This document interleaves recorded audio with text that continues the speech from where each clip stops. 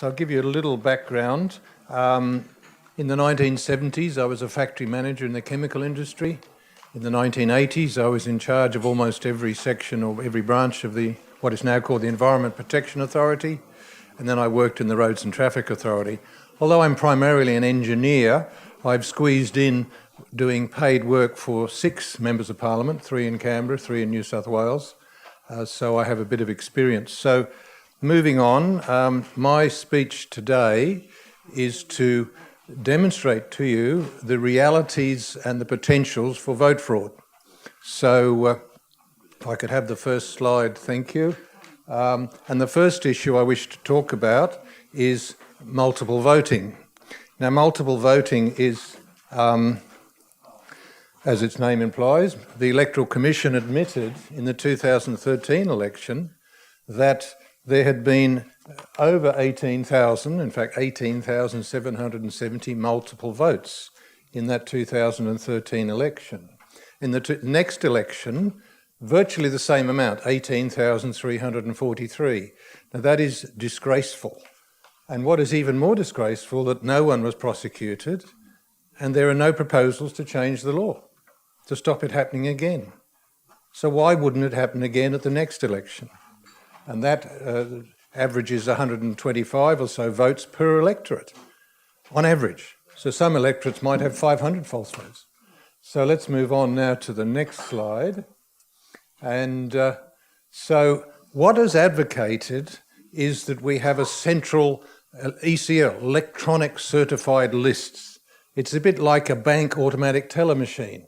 If I've got $300 in the bank and I go to an ATM and I pull out $290, it's updated in the central memory. I can't go to the next bank automatic teller machine down the road and pull out $290. It'll say, no, you've only got $10 left. So it's not rocket science. So a motion was passed 6 years ago by the Federal Council of the Liberal Party requiring the AEC to install technology to allow that to occur. As soon as the ballot papers are issued to Fred Smith at a polling booth, ka-ching, it's updated, nobody else can vote in that name. So it's not rocket science. It was actually done in South Africa well over 20 years ago by a computer engineer who is now in North Sydney. I've sat down and had lunch with him and had a chat. And he says it's easy. He did it. And the Electoral Commission was saying, oh, it's all too difficult, huge sums of money, all very difficult. And this computer engineer in North Sydney said, you know, I could do it for far less money than what the Electoral Commission is claiming it's easy. But anyway, moving on. So the Australians for Honest Elections group published this core flute in the 2007 election, warning people, and put it outside the polling booths, but only in 1 or 2 electorates, Macarthur and maybe 1 or 2 others. And the member for Macarthur who narrowly kept his seat, Pat Farmer, the famous athlete, he claimed, and his team claimed, that they reckon that core flute saved him losing his seat. So that's just an example of what some of the things the Australians for Honest Elections has done. Moving on. So part of the problem is it's easy to get on the electoral roll. And so that's just a picture of a derelict house. Nobody's living there. But of course, what happened in the seat of Macquarie in 1993 was that Alistair Webster, the Liberal candidate, he lost by 164 votes. And he commissioned a team to do some door knocking of a small amount of the electorates. And they discovered well in excess of 164, above 300 false enrolments, including a couple of cases of a vacant block of land. Nothing but grass, 6 foot high in the old language, 1.8 metres with the youngsters. Grass, nobody living there, 5 enrolments. Bear in mind that when you put the form in to enrol, to get on the roll, you have to certify that you have been living there for a month. Vacant blocks of land, just grass, 5 false enrolments. So clearly we had some rorting going on. When Alistair took it to the Court of Disputed Returns, The Privacy Act blocked his access to some of the data, and it's been said that he lost the case. He did not lose the case, he withdrew the case because of rising legal costs. So the evidence he had of those false enrolments was never examined and cross-examined and then a judgment made. The case was withdrawn. So moving on, the next case is the seat of Kingsford Smith, and we are blessed today to have Vic Batten in the audience here. Vic, where are you, Vic? Where's Vic? Over there. Good on you, Vic. Great. Vic has, done a valiant service, and he door-knocked in early 2013 when the Prime Minister in January announced that the election would be in September. So during January, February, March, he door-knocked a small section of the Kingsford Smith electorate. And he found 500 definite false enrolments. He knocked on a tiny little narrow terrace house. And of course, the electoral roll that he had, which was resorted out of alphabetical order into street order, so you've got 2 High Street, 4 High Street, 6 High Street, you can knock on the door. The electoral roll he had showed 9 enrolments. So he knocked on the door of this tiny little narrow 1-bedroom terrace house in Botany or Waterloo or wherever it was, knocked on the door, and the bloke answered, who was quite old, and he said, "It's just me and the missus living here." But the electoral roll showed 9 enrolments. Now, the fact that they were still on the roll means that somebody voted in those 7 extra names. Otherwise, if they didn't vote, the Electoral Commission would have written them a letter, pay up $55 fine or give us your excuse, and it would have become manifest when the owner of that, me and the missus living in the little terrace house, gets 7 letters, "Why didn't you vote?" He would have said, "Hey, hold on," and those names would have been removed from the roll. So the very fact that they were still on the roll means what? Somebody had been voting in those 7 names. Is that right, Vic? Yes, indeed. Okay, moving on. So Vic then took his lists to the Electoral Commission to be investigated, and no Electoral Commission response to his allegation that 500 definitely false enrolments on the roll. So it's not just me and Vic that are concerned. Let's see what the Australian National Audit Office says. Now, these are the official bureaucrats in Canberra that are appointed to do audits, of the Defence Force, of transport, education. They are the official public service watchdog. So let's see what they say about the state of the electoral roll. So their first report in 2002 was called The Integrity of the Electoral Roll, and they, amongst many things, I'll have to be very brief, of course, they found that 95.6% of the electoral roll matched Medicare data. And of that 95.6%, 1% required some further investigation. But I say, hold on, what about the other 4.4% that didn't appear on the Medicare roll? That would be where the false enrolments are hiding. Now, how do you do a false enrolment? Now, we've got a disclaimer coming up that you have to promise not to cheat based on what we're telling you. Here it is, the enrolment form. You either provide your driver's licence or your passport or the signature of somebody who is already on the roll. And, okay, so once you get one false enrolment on the roll, and that signature can sign another couple of hundred. And of course, in a minute we'll find out that Karen Ehrman was sent to jail for putting in 47 false enrolments. So the other 4.4%, moving on, so the Audit Office then did a follow-up audit 2 years later, and what did they say? The progress by the Electoral Commission on implementing the recommendations has been slow. Canberra euphemism for slow. Okay, moving on. And so they recommended that the Electoral Commission identifies and addresses gaps in the existing CRU program. CRU is called the Continuous Roll Update. It's where Electoral Commission bureaucrats sit in their air-conditioned offices in Canberra and they do data matching between driver's licences and Medicare and so on. Okay, that confirms to get people onto the roll, but it doesn't cull out people that shouldn't be on the roll. They say, someone's got a driver's licence, they should be on the roll, being included. But the fact that they don't have a driver's licence doesn't mean the Electoral Commission can cull them out. So CRU is inherently flawed. Let's move on. So here we are, April 2010. The Audit Office says the most significant long-term issue for the Electoral Commission to address remains, 8 years after their first report raising concerns, remains the state of the electoral roll. Okay, let's move on to the 2014 report. And so the Audit Office now, these impartial bureaucrats who go in and look, they said the state of the electoral roll was the most significant long-term issue. This is 12 years after they first raised concerns. And they said that the AEC's approaches to fixing up the electoral roll had become less effective as well as more costly.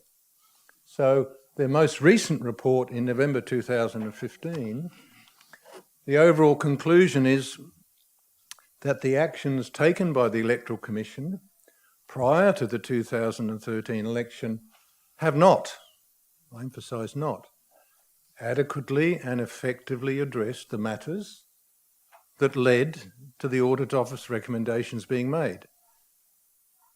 And furthermore, in their conclusion, they said, what we found, the findings of the Audit Office are in contrast to the advice given by the Electoral Commission to the 2014 Joint Standing Committee, where the Electoral Commission claimed that all recommendations had been completed.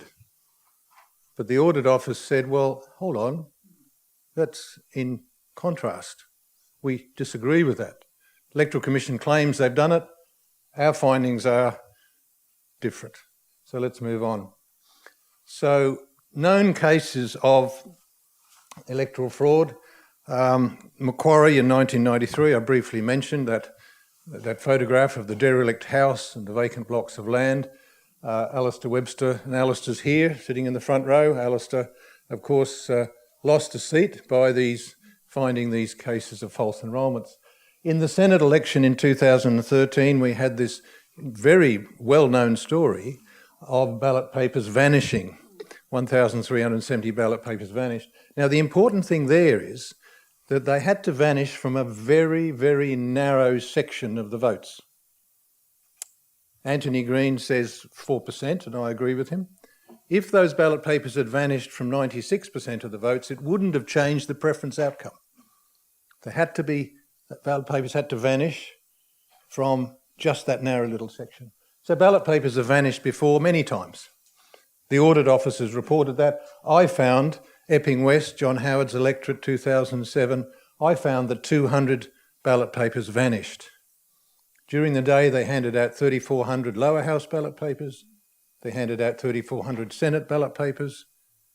And at night time, when they counted the votes, there were 3,400 Senate ballot papers and only 3,200 reps ballot papers. 200 ballot papers vanished. I put in statutory declarations. Now, I don't know whether there were votes for John Howard or not, but he lost a seat by a narrow margin. Mundingborough, famous case, 1995, it's on our website. Judge Ambrose nullified the election. Bribie Island, for the famous journalist Bob Bottom, discovered hundreds of false enrolments. The boulevard or the esplanade, the street, whatever it was, running along the beach, it's only got houses on one side. Well, somebody had deliberately enrolled hundreds of enrolments for the other side of the street, underwater addresses, underwater voters. But not only do ballot papers vanish, the situation in the electorate of Indi in 2013, and I was down there in the adjacent electorate, and very interested on Saturday night, Sophie Mirabella, the coalition Member of Parliament was ahead by 500 votes. And during the counting on Sunday, Sophie Mirabella was still ahead by 500 votes. During the counting on Monday, she was still ahead by 500 votes. And suddenly, the lunchtime news on Tuesday, they'd suddenly discovered a box of 1,000 ballot papers. And they were all for the other independent candidate. Hadn't been discovered Saturday night, Sunday, Monday, but suddenly, magically, these 1,000 votes appeared on the Tuesday. It kind of stretches the bounds of credulity, doesn't it? Ballarat South, 1988, Joan Chambers defeated by a narrow margin. And this was one occasion when the Electoral Commission did do an investigation. They found 1,081 false enrolments in that electorate. State electorate, smaller than a federal. So it's not just us saying there's false enrolments, here was the Electoral Commission. So moving on. Wallandilly, I have the statutory declarations from 5 or 6 different people that they saw a busload of young men moving from polling booth to polling booth to polling booth. And they were overheard to say, giving high fives, yeah, that's another polling booth we've done. Yes, vote early, vote often. So these statutory declarations were, there's 5 or 6 of them, you can come and have a look. They were submitted to the Electoral Commission, which then just refused to investigate. So that was Wallandilly State electorate. So the official Electoral Commission view is, of course, that, you know, ostrich head in the sand, vote fraud doesn't exist. So voter impersonation is not multiple voting. Multiple voting is a vote many times in the same name. Voter impersonation is when people go and pretend to be someone else. No identity is required to get onto the roll. No identity is required to vote. However, the Newman Queensland state government did introduce a requirement for identification. So they were swept from power, and the Palaszczuk state Labor government was elected by a narrow margin. So what was the very first thing that the Palaszczuk government did? Was it jobs, transport, hospitals, schools, police? The very first thing they did was to repeal the voter identity requirements. So they obviously thought it was important. Counterfeit enrolments can, of course, be moved from safe seats to marginal seats. Just tick it in, enrol online. And this bloke raised concerns about branch stacking and got beaten up, stabbed, knuckle duster, and he was a whistleblower bashed for branch stacking claims. Now, if a party wants to stack branches, that's an internal matter, but when it gets into the public realm, taxpayers' money, it's a problem, but he was kind of discouraged from raising his concerns. So in the 2010 South Australian state election, here's an example. Senator Bob Day reported that there were imposter. Now, a small party has difficulty manning all polling booths. They manned a few and the bloke turned up. So there was imposter booth workers posing as Family First workers in Family First t-shirts, giving voters misleading how to vote cards. And there's the preferencing of the Family First voting card. And moving on. So summing up, multiple voting is at this point of time unchecked. Voter impersonation is enabled by loopholes in the law. The electoral roll is very inaccurate, it's in a shambles. The 5 audit office reports point to that. The Joint Standing Committee confirms electoral roll divergences. The electoral authorities are reluctant to admit fraud occurs, and our nation's leaders thus far are unwilling or unable to act. So you can provide pressure. We have a website, www.freeandfair.org.au, and we can take action and pressure that something needs to be done.